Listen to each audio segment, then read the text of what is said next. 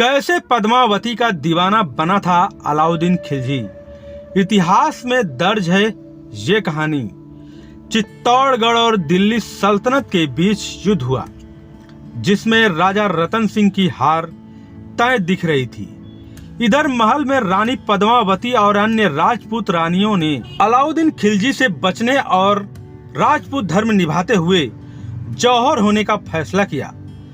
चित्तौड़गढ़ के राजा रतन सिंह के दरबार में भगाए जाने के बाद राघव चेतन ने दिल्ली जाकर अलाउद्दीन खिलजी के दरबार में शरण ले ली थी और धीरे धीरे वह सुल्तान के काफी करीब हो गया था।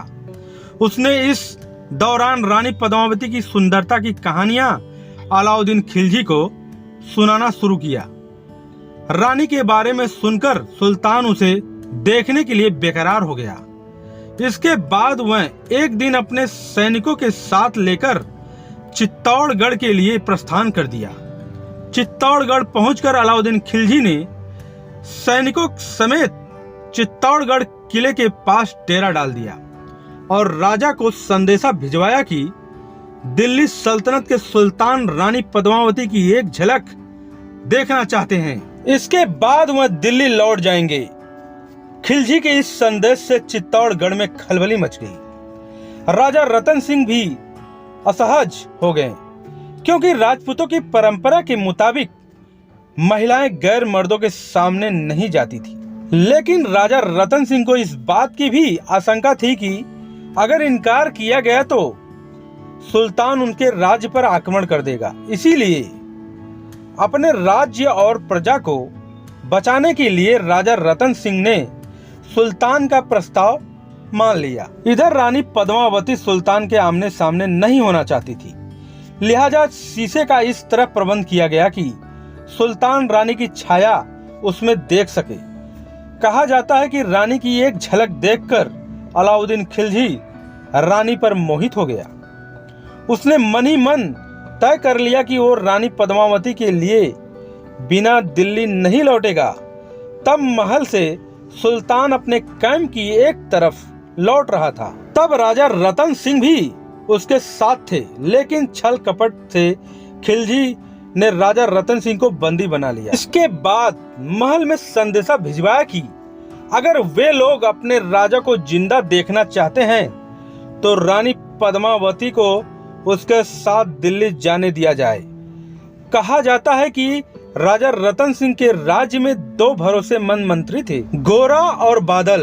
इन दोनों ने योजना बनाई और सुल्तान को संदेश भिजवाया कि रानी दिल्ली जाने के लिए तैयार है।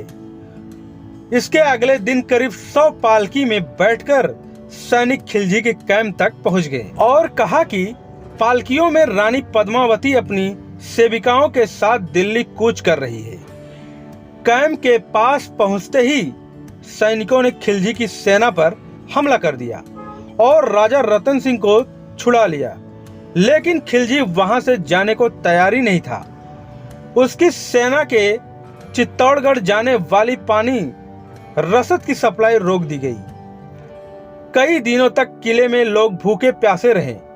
अंततः राजपूतों ने और राजा रतन सिंह ने तय किया कि भूखे मरने से बेहतर है भैया, लड़ते हुए जान न्यौछावर कर दिया जाए।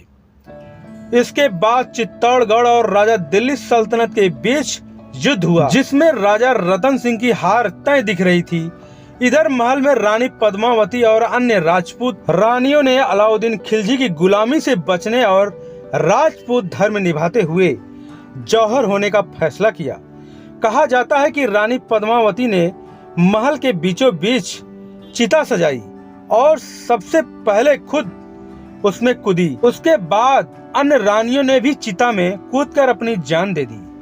अंत में जब राजा रतन सिंह को मारकर जब अलाउद्दीन खिलजी किले में प्रवेश किया तो वहां उसे सिर्फ राख मिला, कुछ और नहीं।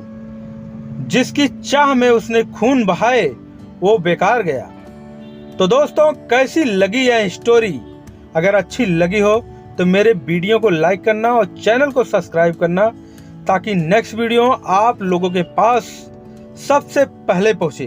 तो मिलते हैं दोस्तों किसी नेक्स्ट वीडियो में। तब तक के लिए धन्यवाद। Thank you. जय माता दी।